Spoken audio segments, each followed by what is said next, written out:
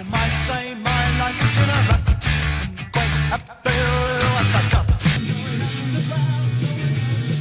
Hello everyone, xForts here, and welcome to JoJolion Chapter 67 review, titled The Plant Appraiser Part 4. So very exciting chapter this month. It's actually revealed who the enemies are that have been chasing us for the past 3 or so chapters now, and there's a lot of action. I mean, in the last chapter, it was very high tension. Mamazuku lost a hand, and yeah, it actually made this enemy feel like an immediate threat, but this chapter even more so reinforces that, and it is a little bit on the shorter side. I believe it comes in at around 35 pages, which is a bit shorter to the usual 42 or 43 that we're used to for these JoJolion chapters, but within the past month now, it was announced that Araki is releasing a new episode of the Thus Spoke Rohan Kishibe series entitled DNA, so I assume a lot of his time has been taken up by that, and it really shows in this chapter, as there's not a lot of progression really, and a lot of the pages are just empty dialogue and just pretty much artwork, so this review should go by pretty fast as well. I mean, it is a high action chapter, so that could be a reason why it's on the shorter end and there's not that much dialogue. But regardless, let's just hop into this chapter, starting with the cover page, and it is Josuke, Yasuo, and Mamazuku. I love the dynamic of this group right now, but since I've been cosplaying Mamazuku and people want to take like pictures and stuff, the only people I really have interactions with are Josuke and Yasuo, so it's going to be interesting to see if Mamazuku has any more interactions with any other characters besides these two. It'd be cool to see him and Norisuke, see their back and forth, because we do know that they know each other, obviously, so it'd be nice to see how Mamazuku talks to Norisuke, more so than just these two random kids that got him in this whole situation. And there's really not much to this cover page. Really, the most notable thing is how, I didn't notice it at first, but Josuke is actually holding Yasuo's hand, sort of like guiding her, and Mamazuku's just in the back raising the roof or whatever. But yeah, really good cover page. I mean, not too detailed, not even a background or anything, but it's fine. So let's get into the actual chapter now. So the very first pages are a double page spread of pretty much just a concise recap of who Mamazuku is and what is happening in this story. As the past 4 chapters now, the Plant Appraiser parts 1 through 4, the first one, I believe, was the flashback with Jobin and Kato and a little bit of the Plant Appraiser, but mostly within the past months now, it's pretty much just been establishing a lot of things about his character, who he is, and of course this panel is just recap pretty much. It says he lives on a ski lift, he's the personal fruit cultivator for the Higashikata fruit parlor, and we actually get a nice definition for his stand ability. Like, I would always be like, oh, it's just a shitty stone free, but it seems like its real ability now is that he is able to peel his own body like an apple. And it might sound really lame, but in this chapter, we actually see him do some pretty cool shit with it. And also, his name is Mamazuku Rai, and he is the only person that is able to harvest the new Rokakaka branch, and as well as it reinforces the enemies of being the old Rokakaka trade group, as well as flashing Jobin and Kato. So this whole page really are people who are theorized to be enemies in this panel. Like, you have all the Aphex brothers, Demo, I'm a Rocks user, Dubiwa's user, Jobin, who is like a suspect to be main villain for like most of the part, and now Kato, who is a suspect to be main villain. But then you just have Tsurugi in there. Like, what the fuck is Tsurugi? Is Tsurugi secretly like a main villain or something? Like, why is she in this panel with all the villains? I guess it's maybe because, or I meant he, my bad. He is interested in the Rokakaka as well. Maybe that's what it's supposed to be, as well as it shows Kira and Hali-san, who are also, were interested in the new Rokakaka because they're doctors. It's been established that doctors and, people high up in society are the enemies, and that actually comes back up later into this chapter once we actually see the design and who these enemies are. There's actually a lot more to them, much more than it shows just on the surface if you really analyze their designs. But getting into the chapter, we see Josuke, sort of reacting to what Mamazuku did last chapter, who elbowed Yasuo off of the ski lift to kind of, test Josuke and see, are you really in this to protect me? So we talked about that last chapter a lot, so getting it now, everyone has been anticipating. That was a huge cliffhanger. What is Josuke going to do now that Mamazuku knocked Yasuo off of the ski lift? And we see Josuke's priorities. His first priority is actually just to make sure Yasuo is okay. Just before he even does anything to Mamazuku, he just yells out, like, Yasuo, are you okay? Like, we're up here, just making sure you're okay. And so it seems before Josuke's anger gets the best of him and tries to attack Mamazuku or anything like that, he's really just focused on Yasuo's safety, saying, I'm coming down to get you.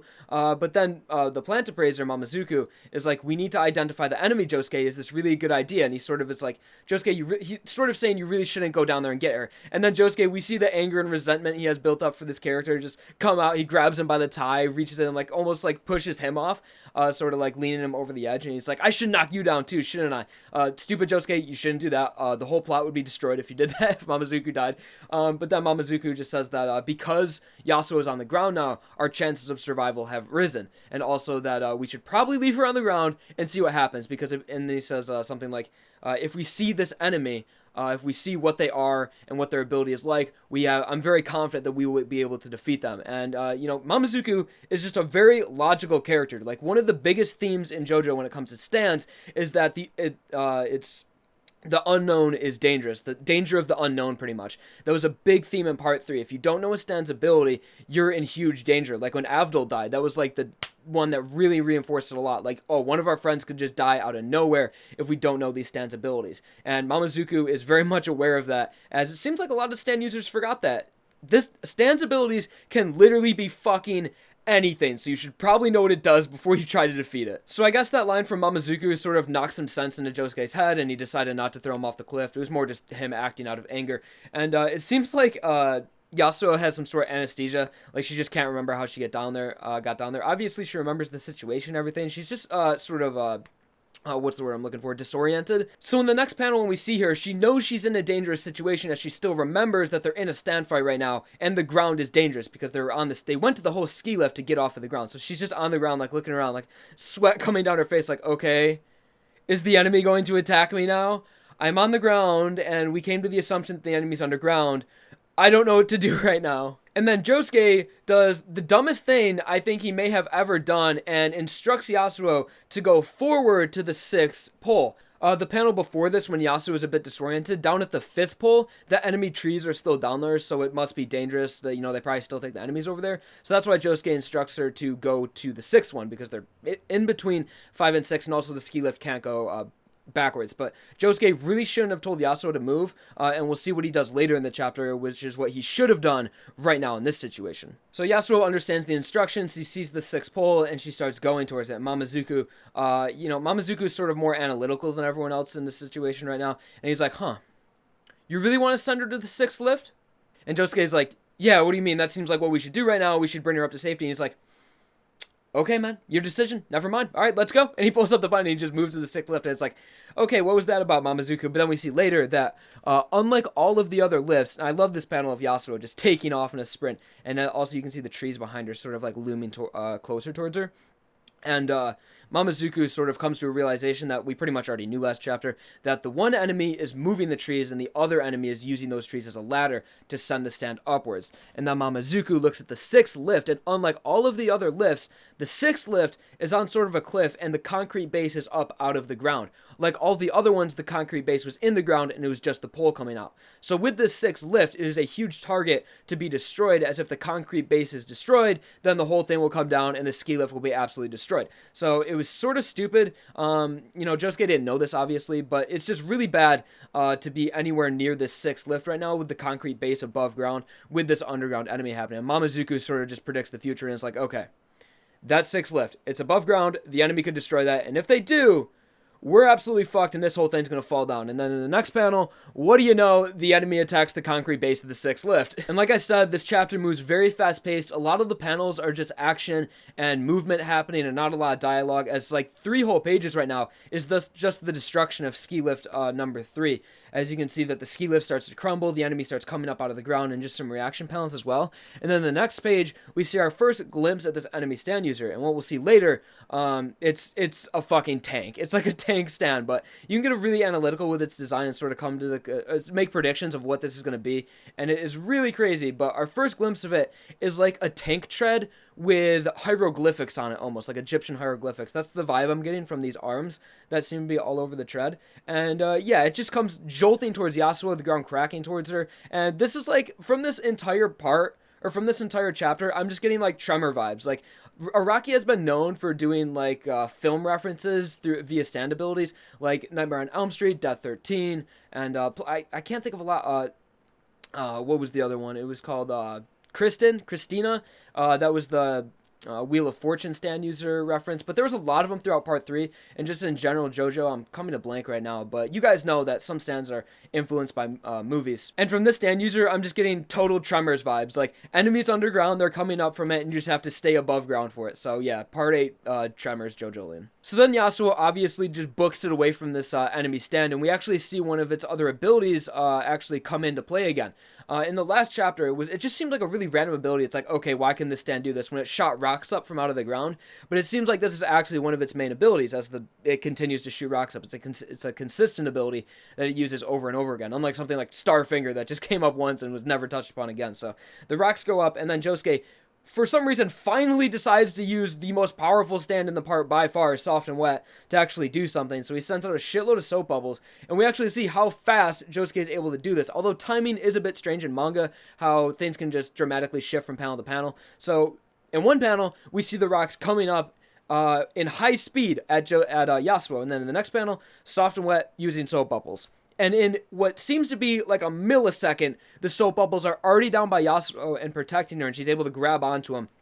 And I don't know if Josuke sent out the soap bubbles with the intent to bring her up to the ski lift, or with the intent to protect her from the rocks. Probably a bit of both. But the thing with this is that, Josuke, from this panel, we see that you are able to give Yasuo soap bubbles that she can grab onto and raise her up within a second. Why did you instruct Yasuo to go to the 6th pole? Wouldn't it be safe to just immediately get her up off the ground? Why would you even... It could have been like a stand like Induo, where it senses the footprints on the ground and it's able to chase you as you move. Like, why did... It just seemed like no sense. If you're able to use soap bubbles right now, why back when you were in between pole 5 and 6, would you tell Yasuo to make a pretty long distance, jog or sprint over to the 6th pole to then climb up it? He should have just immediately sent out Soft and Wet soap bubbles. That's what I said in the end of the last chapter. I said, a rocky cliff hanged us right here. Yasuo is really not in danger. I suppose in the next chapter, I can almost guarantee that Josuke or Mamazuku will bring her back up to the ski lift with either soap bubbles or using doggy style. And there's like no reason at all why Josuke shouldn't have used his soap bubbles to bring Yasuo up as soon as she fell down. It just... stupid, honestly. But then, yeah, she's grabbing onto the soap bubbles, being rised up pretty quickly, and then the rocks begin to pop the bubbles, and we see this enemy, the first face of this enemy, and it is fucking bizarre as shit looking, dude. And it's like, he's moving extremely fast, too, because Yasuo's moving up, and then he just immediately shows up right in front of her. So the little space between Yasuo and the ground, he just immediately jolts up from. I assume he's moving extremely fast, because he was able to keep up with a over 60 miles an hour going bus, like 2 chapters ago, right after the Blue Hawaii arc. And also in the background, you see a lot of motion lines indicating that he's moving extremely fast. And this guy's face, the one thing it reminded me of when I first saw it was the Jumping Jack Flash user. How he wears like sort of that mask with goggles, but from this enemy, you can almost indicate, and also at the last panel, I'm going to get really into it, that these enemies are probably doctors or scientists that have been doing experiments with Rokakakas, or maybe experiments on themselves. It's also revealed that they're rock humans at the end too, so I'll get into that later in the once we get to the final bit. But just to get on here, you can make the... Oh, it's so hard. I kind of want to spoil everything right now for the end of the chapter, but I'll wait till the end so I can tell you guys which stand user has which ability. But for now, let's just get through this recap. So, pretty terrifying guy, man. So, it seems like inside this tank thing, he's able to move freely as you see his face appear out of a little hole, and then just gazing into Yasuo's eyes. Really fucking creepy looking. And then within a second, his face goes away, and then his arm comes out of the hole and just throat locks Yasuo, grabs her by the neck. And then we see the... I believe these were inspired by burr puzzles. If you look up burr puzzles, when I first saw this enemy stand, the Lego type things, it's like, I've seen those before, I know what those are inspired by, but I don't know the name. It's burr puzzles, that's what they look like. So, yeah, burr puzzles go up Yasuo's face, and Yasuo gets so much plot armor in this chapter. Like, yeah, Yasuo's important, she's a main character, but this is plot armor up the ass right now. So, as you can see, the burr puzzle stand actually like is on her face and touches it as it goes up this masked enemy's arm. And then we see Mamazuku do something really fucking cool with doggy style. I don't know why he didn't do this with his left hand. So as we all know, Mamazuku doesn't have a left hand anymore. It was destroyed by the burr puzzle stand. So he uses his right arm and disassembles it, peeling it like an apple. And apparently he just has a switchblade on him. I assume just because they were at the kitchen. He just kept the knife with him just because he knows he can use his stand this way. And Josuke's looking down, not doing anything with Soft and Wet, just like, damn it! This isn't good at all, man. Like, okay, Josuke, you could do something and react by using your stand again. But Mamazuku's just like, Josuke, get the fuck out of my way. And the next panel, he just has a knife raised up. So it's like, okay, Mamazuku isn't just going to let Yasuo die because he knows that Josuke probably wouldn't do shit for him after that, and Josuke wouldn't protect him at all. So he has these predictions, or he has these statistics where it's like 23% chance of survival. That seems pretty low, so it seems like he was intending for Yasuo to die here, but now he's protecting her, so I don't know. It's sort of inconsistent with the actual danger that they're in right now, but yeah, so he is going to save Yasuo. He's not just going to completely let her die. And we see him take a knife and just shoot it down into this guy's arm using doggy style. So doggy style is pretty much, it just allows him to attack from a distance. It just allows him to extend his body pretty much. Really simple stand, but we actually see it used in a lot of cool ways. And Araki actually put a lot of limitations on this stand too, because we see in the next panel. And we also see doggy style's arm, or his hand. We never saw the bottom of his arms now. It's just like a lot of little feet for his fingers or something. Doggy style is really weird looking, but I really love it too. But we see a lot of limitations that Araki put on doggy style, as when he put it down, it seems like he can't just, it seems like Mamazuku can't just freely control the rope, as he has to attach it to another pole to create tension and get rid of all the slack that's in the rope and able to pull the knife. So if Araki really wanted to, couldn't he have just made doggy style throw the knife down and then just cut the guy? But no, it seems like Mamazuku isn't even able to just fully control that. He had to take doggy style, tie it to one of the poles, extended from one of the ladders, and tie it to that to create tension, and then that pulled the knife. So it's like, okay, doggy style is actually really underpowered, and he has to use it in this way and able to actually able to do damage. So yeah, it's always nice when Araki puts limitations on stand, but this is just a lot, actually, being able to not even fully control your extended limb. So it seems maybe the longer doggy style extends outwards, the weaker it gets, as he wasn't able to just drag the knife. He had to create tension there. So I don't know, doggy style, very underpowered, but still very cool. And even with the limitations that you put on stands, it causes for more creative ways to be used. And yeah, just better looking panels and cooler looking attacks. So of course the enemy is just screaming out, although like this doesn't seem like that big of an attack for JoJo. Like in part 3, part 4, every single part, even in part 8, we have seen enemies withstand so much damage, like having their entire bodies completely destroyed. I mean, Damo was pierced by Hato's feet like 7 times in his skull, and everyone he was still able to walk. But this guy gets cut with, this guy's a rock human too, it's revealed at the end. So rock human, I assume, are stronger and can withstand more attacks from just normal, they don't fall easier, or they don't fall as quickly as humans, as we saw with Damo. And this guy gets cut once by a little knife, and he's just like, oh my god, holy shit. It's like, okay, for JoJo, this isn't adding up. But regardless, Mamazuku cuts the guy, deals some damage to him, and and that saves Yasuo some time. She's not being attacked as immediately as before. So then that plot armor I mentioned earlier comes back into play, and Yasuo still has the burr puzzle stand all over her face. And she has enough time from the burr puzzle stand being on her face, she runs all the way over to pole 6 and is able to activate Paisley Park.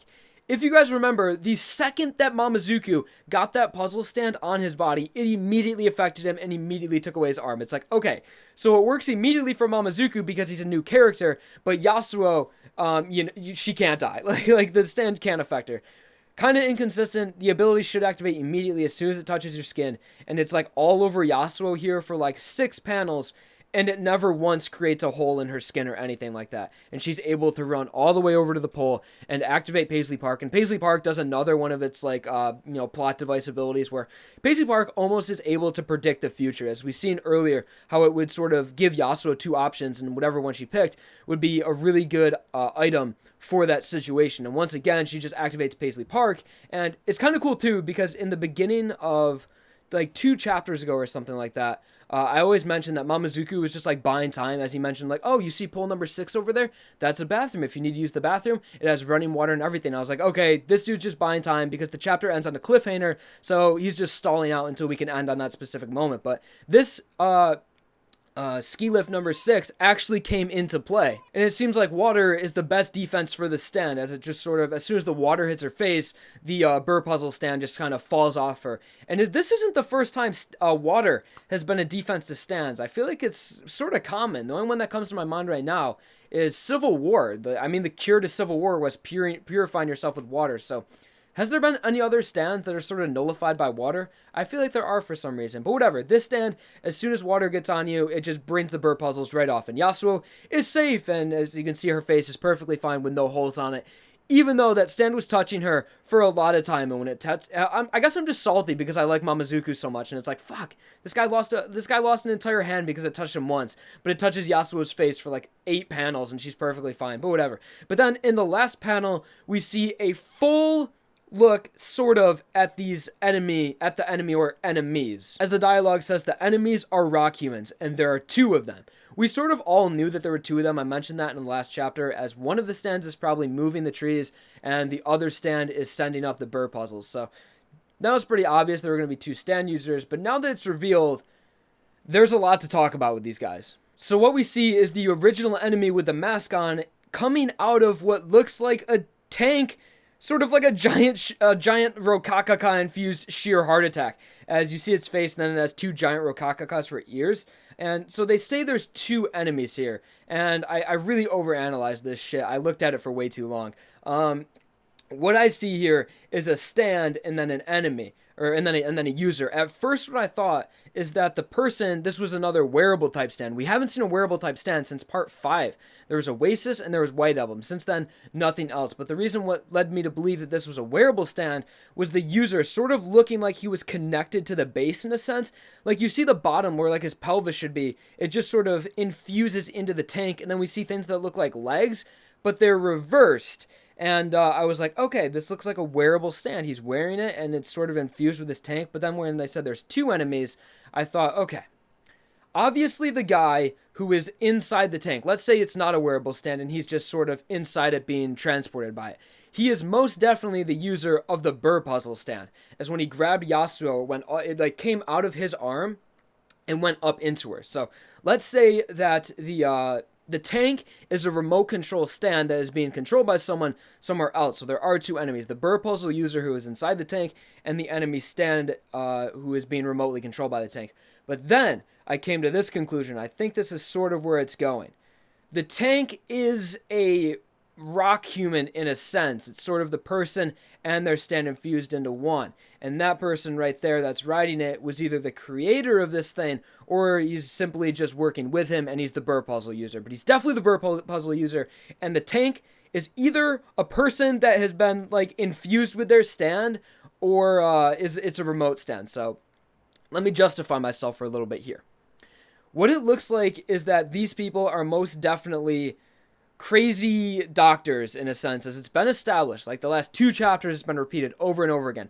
The enemies are doctors, scientists, people who want to use the new Rokakaka for technology. And what we know is that the people who were interested in the Rokakaka trade, that were selling it strictly for money and in a business sense, they're all eliminated. Damo and his entire crew, they weren't so much scientists, they were more so on the business side of things. So when it was revealed that these enemies are rock humans, I was sort of let down. I was like, okay, more rock humans? I thought that was just the first half of JoJolion, and now maybe we're getting into the other set of enemy that was established to be doctors and people. But he did say that it's doctors, scientists, but whoever the enemy are, it's them and rock humans. So I could be totally wrong right here, but the vibe I'm getting from these are people who have been using the regular Rokakaka for experiments, as these people don't look like the normal rock human, like the Aphex brothers and Damo and everyone. They look like crazy scientists. As we see the first guy, his entire mask is sort of like a contraption. How it had a windshield wiper on it, and it looked like he had some sort of like breathing apparatus that went inside his mouth that maybe allowed him to breathe better underground. So these guys are definitely involved in technology in a sense. And if we take a close look at the tank stand user or stand, it has a head, it has legs, assuming that the legs coming out of the back are connected to that stand. But then another thing we see in the bottom right, in between the tread of the tank tracks, is a hand. And it's clearly not the man, it's not the guy with the mask's hand, the burr puzzle user. So whose hand is that, unless this entire stand is just made up of dead body parts? I really think that maybe this tank guy was, this sounds really stupid, but I think they've been experimenting with the Rokakakas, because when it comes to JoJo, when things are fused together and when things are combined, they usually show reminiscence. Think about all the Requiem stands, as when Gold Experience Requiem fused with the Requiem arrow, it had the Requiem arrow on its head, and it was just like, it was covered in arrows, as well as Silver Chariot Requiem, it had like the burn of the arrow on its neck, and this guy has Rokakakas on the side of his head. It seems weird that a stand would just manifest with Rokakakas on it, unless Rokakakas were used to create this stand or experiments on a person to maybe turn them into this type of thing. As we know, rock humans themselves have supernatural abilities, so maybe this guy just like became one with his stand via experiments. So honestly, I'm sort of at a blank here. I had a couple people message me. I had Jojo Fax, a Spanish JoJo YouTuber. He's a really cool guy. He was like, hey, do you think maybe these are stand users from New Guinea? As New Guinea was where the Rokakaka originated from, as they don't look like they're very much in with society. They're very not normal at all. They definitely look like they came from, it would make sense for them to come from New Guinea or something, as they look so bizarre. But then again, that led me to the idea that maybe they are like these crazy scientists who use the Rokakaka for like extracting its technology and learning about it and performing like crazy experiments. That seems like a pretty cool villain group, like crazy scientists.